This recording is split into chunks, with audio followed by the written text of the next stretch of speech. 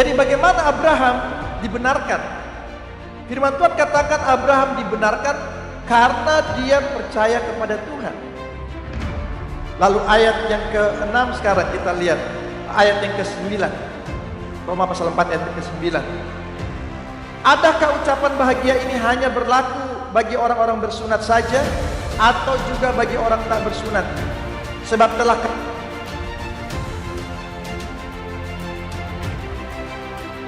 dan Sarah umur 90 tahun, Tuhan menepati janjinya. Dikatakan dalam pasal 21 ini, maka mengandunglah Sarah, lalu ia melahirkan seorang anak laki-laki bagi Abraham dalam masa tuanya. Abraham menamai Ishak, menamai anaknya yang baru lahir itu Ishak, yang dilahirkan Sarah baginya. Lalu kemudian dikatakan ayat yang keempat, kemudian Abraham menyunatkan Ishak anaknya itu ketika berumur 8 hari seperti yang diperintahkan Allah kepadanya. Ayat 5 katakan, adapun Abraham berumur 100 tahun. Abraham berumur 100 tahun ketika Ishak anaknya lahir baginya. Lalu kemudian ayat yang ke-6, sekarang Sarah mengakui.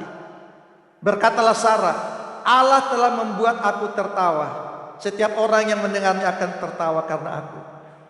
Dulu Sarah tidak mengaku bahwa dia tertawa. Sekarang dia mengakui bahwa memang dia tertawa, ya. Saudara-saudara yang saya kasih di dalam Tuhan, Allah itu sanggup melakukan segala perkara, bahkan hal-hal yang mustahil bagi manusia. Mungkin saudara juga sedang menantikan satu janji dari Tuhan, atau mungkin saudara sedang berdoa, ya. Saudara sedang bergumul dalam kehidupan tentang sesuatu yang saudara sangat butuhkan. Saudara, kalau Tuhan menghendaki, saudara akan mengalami apa yang saudara sedang pikirkan, yang saudara sedang gumuli, yang saudara sedang mintakan kepada Tuhan. Maka jangan saudara jemu-jemu berdoa dan menantikan dengan sabar. Sebab apabila sudah tiba waktunya, Allah sendiri akan menepati janjinya. Bukankah dia berkata, mintalah kepadaku, maka kamu akan menerima. Carilah, kamu akan mendapat. Ketuklah, pintu akan dibukakan bagimu.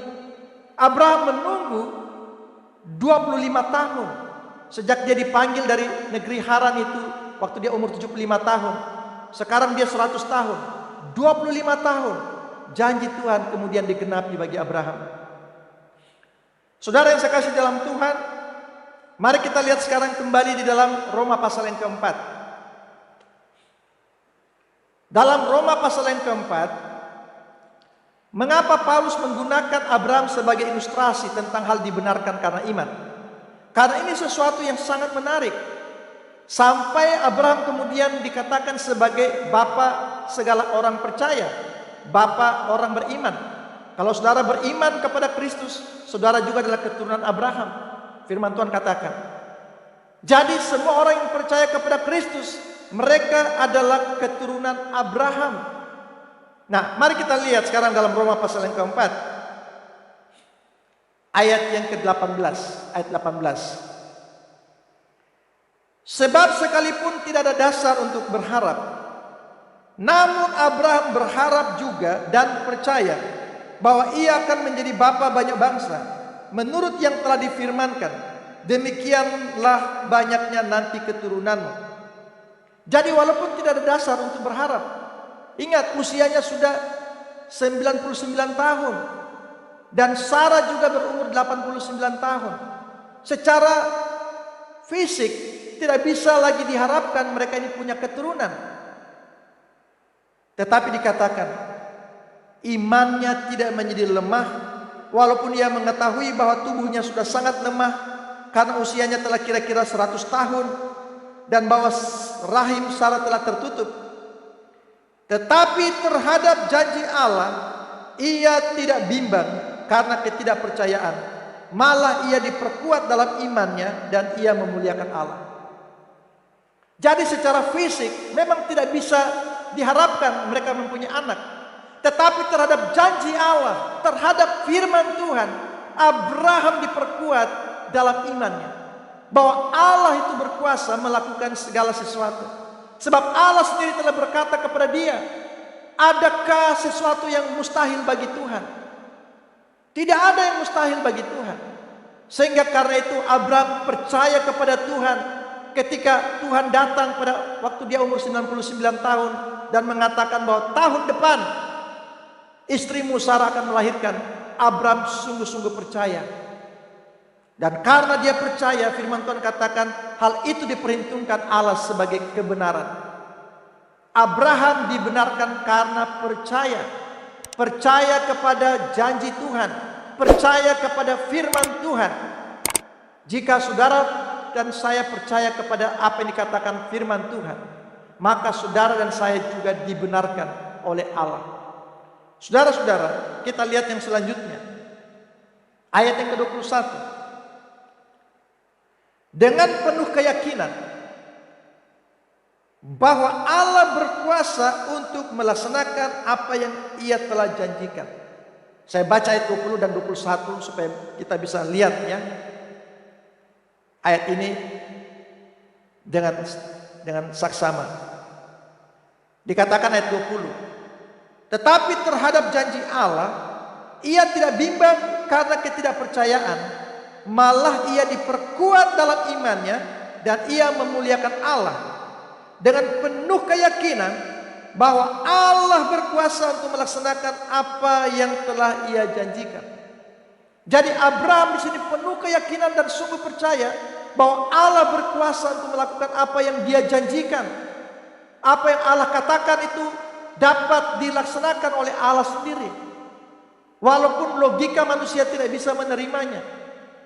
Saudara-saudara, Rasul Paulus kemudian melanjutkan ini. Ayat 23 sekarang kan dikatakan. Ayat 22. Karena itu hal ini diperhitungkan kepadanya sebagai kebenaran. Karena apa diperhitungkan sebagai kebenaran? Karena Abraham percaya apa yang dikatakan oleh janji Tuhan. Apa yang dikatakan oleh Tuhan, apa yang dijanjikan oleh Tuhan, Abraham percaya itu. Bahwa Allah sanggup menggenapi apa yang dikatakan oleh Tuhan itu. Maka hal itu diperhitungkan sebagai kebenaran. Lalu kemudian Paulus menggunakan ilustrasi ini untuk menerapkannya kepada kita sekalian. Ayat yang ke-23 katakan begini. Kata-kata ini, yaitu hal ini diperhitungkan kepadanya, tidak ditulis untuk Abraham saja, tetapi ditulis juga untuk kita. Luar biasa, ini menarik saudara-saudara. Hal dibenarkan karena iman itu bukan hanya berlaku untuk Abraham saja, tetapi berlaku juga untuk saudara dan saya, untuk kita semua. Jika kita percaya kepada Tuhan, kita percaya apa yang dikatakan oleh firman Tuhan, maka hal itu akan diperhitungkan sebagai kebenaran bagi kita juga. Nah, mari kita lihat ayat 24. Tetapi ditulis juga untuk kita, sebab kepada kita pun Allah memperhitungkannya, karena kita percaya kepada Dia yang telah membangkitkan Yesus Tuhan kita dari antara orang mati, yaitu Yesus yang telah diserahkan karena pelanggaran kita dan dibangkitkan karena pembenaran kita. Saudara, Allah mengatakan di sini dalam firman-Nya bahwa orang yang percaya kepada Kristus, yaitu bahwa Kristus telah diserahkan karena pelanggaran-pelanggaran kita, dan bahwa Kristus telah dibangkitkan karena pembenaran kita, maka kita akan dibenarkan. Apa maksudnya ini, saudara-saudara? Apa maksudnya firman Tuhan mengatakan bahwa kalau kita percaya bahwa Kristus telah diserahkan karena pelanggaran kita, dan bahwa Dia telah dibangkitkan karena pembenaran kita, lalu kemudian kita dibenarkan? Apa maksudnya? Saudara, dikatakan demikian oleh firman Tuhan, bahwa semua orang telah berbuat dosa. Tidak ada seorang pun yang benar, bahkan seorang pun tidak. Maka Allah mengutus anaknya, yaitu Yesus Kristus, dari surga untuk mati bagi kita. Dikatakan di sini Dia diserahkan karena pelanggaran-pelanggaran kita. Jadi pada waktu Yesus mati di kayu salib, sebenarnya Dia menanggung segala dosa saudara dan saya. Pada waktu Dia mati di kayu salib, Dia memikul kesalahan saya dan saudara. Sehingga ketika kita percaya bahwa Yesus telah mati di kayu salib karena pelanggaran-pelanggaran kita, maka kita mengakui bahwa kematian Yesus di kayu salib itu adalah untuk menanggung segala dosa dan kesalahan kita. Yang pertama. Tetapi yang kedua, kita juga harus percaya bahwa Dia telah dibangkitkan karena pembenaran kita. Mengapa dikatakan Yesus ini mati? Karena ingin menegaskan bahwa Yesus benar-benar telah menanggung upah dosa kita. Firman Tuhan katakan upah dosa itu adalah maut. Jadi Yesus ini tidak pingsan. Dia mati. Apa buktinya dia mati? Dia dikuburkan. Orang yang pingsan tidak akan dikuburkan. Hanya orang yang mati yang dikuburkan. Dan dikatakan pada hari ketiga dia bangkit. Itu menunjukkan bahwa dia benar-benar mati, lalu kemudian dia bangkit. Saudara-saudara, dikatakan Yesus bangkit untuk pembenaran kita. Nah, saya mau jelaskan ini dalam satu ilustrasi seperti ini, saudara-saudara. Mengapa kita perlu percaya kebangkitan Yesus? Yang dikatakan di sini ayat yang ke-25, yaitu Yesus yang telah diserahkan karena pelanggaran kita dan dibangkitkan karena pembenaran kita. Saya kasih contoh, saudara-saudara, ketika ada seorang melakukan suatu pelanggaran hukum, melanggar hukum, lalu kemudian dia diadili, divonis di pengadilan dengan hukuman 5 tahun penjara. Nah, orang ini dimasukkan ke dalam penjara untuk menjalani hukumannya selama 5 tahun sesuai dengan vonis yang dijatuhi kepada dia. Setelah 5 tahun, orang ini dikeluarkan karena dia telah menyelesaikan tuntutan hukum itu, yaitu di penjara 5 tahun. Setelah dia keluar dari penjara, dia tidak bisa dipenjara lagi. Hakim tidak bisa berkata, Bapak minta maaf, sebenarnya Bapak ini dihukum 8 tahun, tetapi ini ada kesalahan ya di pengadilan, jadi Bapak harus masuk lagi 3 tahun. Tidak bisa, saudara-saudara. Ketika orang itu sudah menjalani hukumannya 5 tahun, maka dia tidak bisa dihukum lagi karena pelanggaran itu. Sudah selesai. Kecuali dia melakukan pelanggaran yang lain, baru dia dimasukkan ke dalam penjara. Tetapi untuk pelanggaran yang pertama itu sudah selesai. Dia sudah dikeluarkan. Ketika Yesus mati dan dikuburkan, lalu dia bangkit kembali, itu artinya bahwa pelanggaran sudah selesai. Dia sudah bayar pelanggaran kita. Dia sudah bayar segala kesalahan kita. Allah katakan kalau kita percaya kepada kebenaran ini, bahwa Yesus mati karena pelanggaran kita, dan bahwa Dia telah dibangkitkan untuk kebenaran kita, maka kita dibenarkan. Lalu orang berkata, kok gampang sekali? Begitu mudah sekali orang diselamatkan. Saudara-saudara, manusia memang aneh ya. Ketika dulu Tuhan memberikan hukum Taurat untuk manusia dibenarkan karena hukum Taurat, tidak ada seorang pun yang bisa melakukannya. Tidak ada seorang pun yang bisa memenuhi tuntutan hukum Taurat. Firman Tuhan katakan, semua orang telah melanggar hukum Taurat. Tidak ada seorang pun yang sanggup untuk melakukan hukum Taurat. Sehingga firman Tuhan katakan, sehingga tidak ada orang pun yang dibenarkan karena melakukan hukum Taurat. Karena semua manusia gagal. Karena manusia tidak bisa melakukan hukum Taurat, maka Tuhan sendiri datang untuk menyelesaikan. Yesus sendiri telah menyelesaikan itu di kayu salib. Ketika Dia mati di kayu salib, Dia telah menghapus hukum Taurat itu. Dia telah membatalkan segala tuntutan hukum Taurat. Dia menanggung hukuman bagi kita. Kalau saudara dan saya percaya bahwa Yesus telah mati di kayu salib untuk menanggung segala kesalahan dan pelanggaran, bahwa Dia telah bangkit dari kematian untuk pembenaran kita, maka saudara dibenarkan. Dan kalau saudara dibenarkan, maka saudara adalah orang yang berbahagia. Sebab berbahagialah orang yang dibenarkan, bukan karena perbuatannya, tapi karena percaya, karena beriman. Kalau saudara beriman dan percaya kepada Yesus Kristus, maka saudara dibenarkan. Dan kalau saudara dibenarkan oleh Allah, itu artinya dosa-dosamu diampuni oleh Tuhan. Pelanggaran-pelanggaranmu diampuni oleh Tuhan. Dan kesalahanmu tidak diperhitungkan oleh Tuhan. Itu artinya apa? Artinya saudara menerima keselamatan. Itu artinya apa? Artinya kita menerima hidup yang kekal. Dan itulah kebahagiaan. Orang yang diselamatkan adalah orang yang berbahagia. Saudara-saudara yang saya kasih dalam Tuhan, ini adalah jalan yang ditentukan oleh Allah bagi keselamatan manusia, yaitu percaya kepada Yesus Kristus, anaknya yang tunggal, bahwa dia telah mati di kayu salib untuk menanggung segala pelanggaran kita, dan dia telah dibangkitkan untuk pembenaran kita. Kalau saudara percaya kepada Yesus Kristus dengan segenap hatimu dan mengaku dengan mulutmu bahwa dia adalah Tuhan, maka saudara diselamatkan. Di dalam pasal yang ke-10, Roma pasal yang ke-10, Paulus katakan demikian, ayat yang ke-9. Roma 10 ayat yang ke-9. Sebab jika kamu mengaku dengan mulutmu bahwa Yesus adalah Tuhan dan percaya dalam hatimu bahwa Allah telah membangkitkan dia dari antara orang mati, maka kamu akan diselamatkan. Saudara, ini indah sekali ya firman Tuhan ini.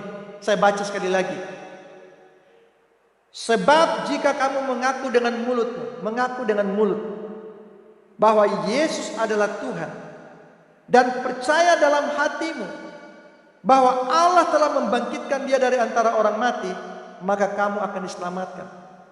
Saudara, ingat sekali lagi, orang dibenarkan bukan karena melakukan perbuatan, tapi karena percaya. Percaya apa? Percaya apa yang dikatakan Tuhan. Percaya apa yang difirmankan oleh Tuhan. Kalau saudara percaya apa yang dikatakan oleh firman Tuhan di sini, saudara diselamatkan, saudara dibenarkan. Karena orang dibenarkan oleh karena iman kepada Allah.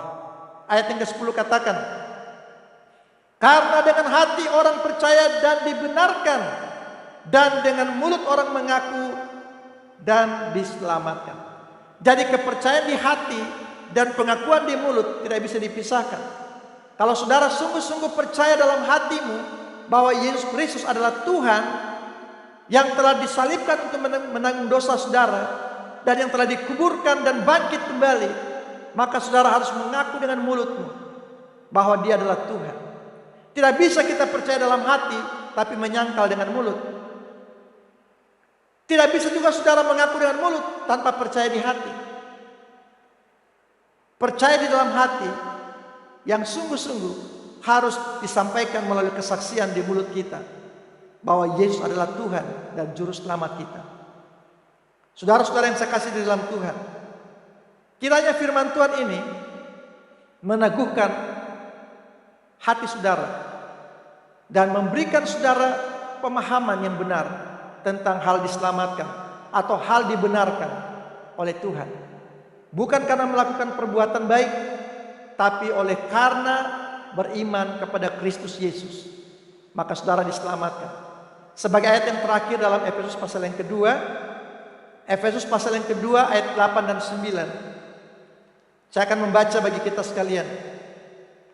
Efesus pasal 2 ayat 8 sampai 9. Sebab karena kasih karunia kamu diselamatkan oleh iman.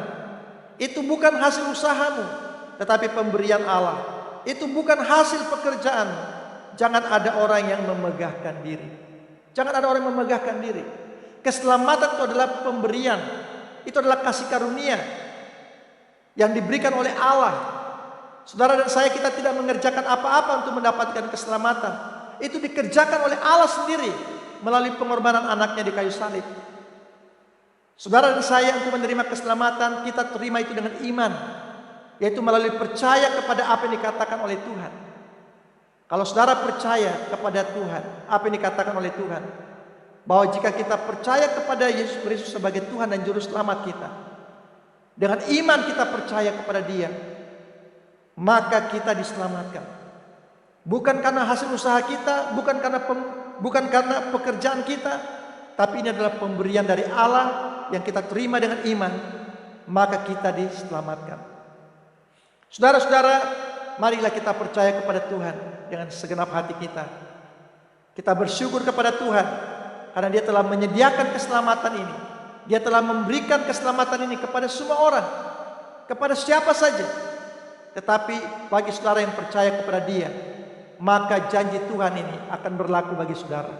Kalau saudara percaya apa yang dikatakan firman Tuhan, menerima dengan sungguh-sungguh dalam hatimu Yesus Kristus sebagai Tuhan dan Juru Selamatmu, maka engkau menerima kebenaran dari Allah. Engkau diselamatkan oleh Tuhan. Mari kita berdoa. Tuhan, kami mengucap syukur untuk firman-Mu pada saat ini, di mana Engkau sendiri mengatakan bahwa manusia tidak dibenarkan karena melakukan suatu perbuatan baik, tetapi manusia dibenarkan hanya karena iman kepada Kristus yang telah datang, mati di kayu salib, menanggung segala dosa dan kesalahan dan pelanggaran kami. Namun Yesus juga telah bangkit dari kematian karena pembenaran kami. Kami percaya Tuhan, bahwa Engkau telah menanggung segala dosa kami, dan bahwa Engkau telah menyediakan keselamatan bagi kami, karena Engkau telah menanggung segala kesalahan dan pelanggaran kami itu. Terima kasih ya Tuhan. Kami mau menerima Engkau dalam hati kami dengan sungguh-sungguh. Kami mau sungguh-sungguh percaya kepada Engkau. Kiranya Tuhan menolong kami untuk sungguh-sungguh percaya pada firman-Mu ini Tuhan. Terima kasih Bapa di dalam surga. Di dalam nama Yesus Kristus kami berdoa. Amin.